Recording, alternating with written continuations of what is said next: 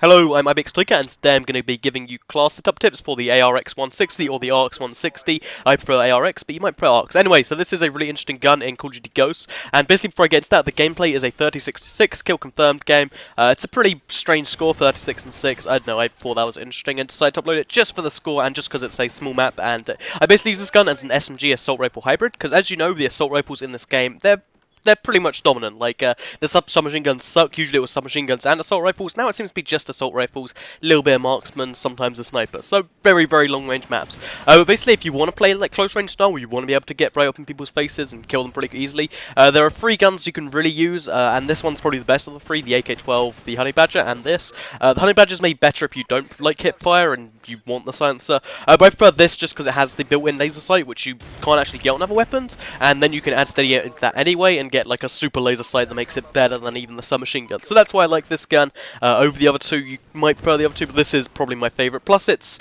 expensive and it's unique. It seems to be the quirky gun of the lot, and I like quirky guns. That's what I like in a gun. I don't like an average gun. I like different. So anyway, yeah, so the ARX is a really nice gun that you can set up in one of two ways. First of all, we'll cover the SMG assault rifle hybrid way.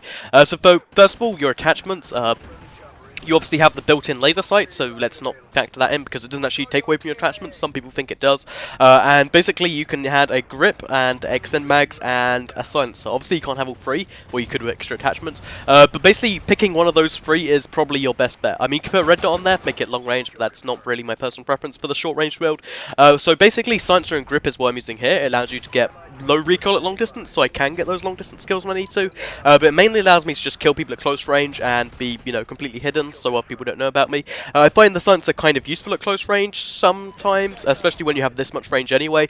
Losing 20% off the range you have in an assault rifle, not really a big deal since it's a close range build anyway. So that's why I'm using the silencer. The grip is just nice. It allows you to kill people at distance without too much difficulty, because the grip does work in this game for once, which is really a nice thing. So finally, what I wanted to say is the equipment is pretty important on a close range build. Most people, I don't think you need a tactical on a close range build. Some people think otherwise, but I think most people would agree that tactical, you don't really need one on a close range build. Like, it really, you can suffice with just a C4. Even a lethal, it's kind of questionable. If you have a C4, that covers pretty much everything I need to do on a close range build. So that's what I'd recommend there. Obviously, if you prefer something else, you could with that, but I think C4 is just the best way to go as far as leaving tactical. So then a secondary, since you have, you'll put steady aim on anyway if you're following this build.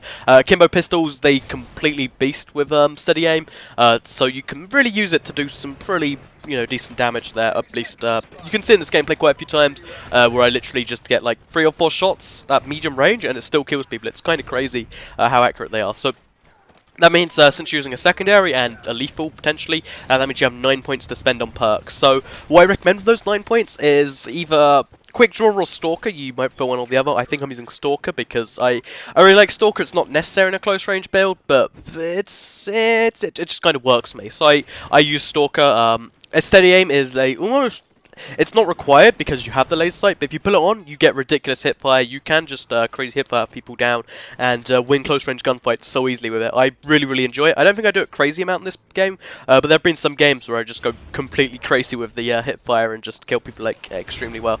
And yeah, that's pretty much it. The other perks, they're kind of variable. My favorite ones is you kind of want Scamdra fully loaded. Again, I didn't put one on this game because you know, this is what I was fairly new to the gun at this point, but I would definitely recommend one of those two because it does burn through the ammo quickly. It has the second highest fire rate in its class after the FAD, and it just kind of, it just, you know, it burns through ammo. You need one of those two, or you need extended mags, but that's, you know, your whole preference as far as that goes, because as you can see in this game, I picked up quite a few weapons at that point. So that's what I'd recommend as far as perks go. Ready Up's another clever one, Ping is a good one, and if you're feeling, you know, a little edgy, then Wiretap's a pretty fun one sometimes for pretty much any class.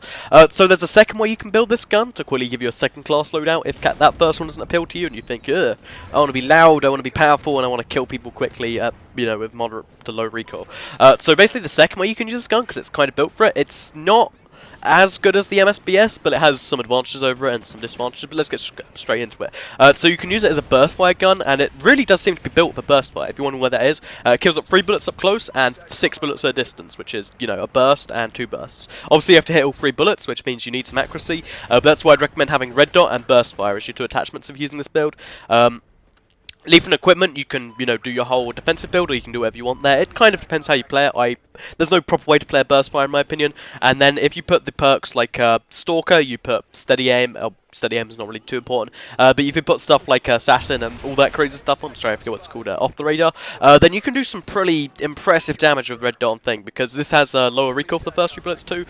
So you can, you two burst people pretty quickly, as well as having low recoil than the MSBS, which kind of actually suffers at long range.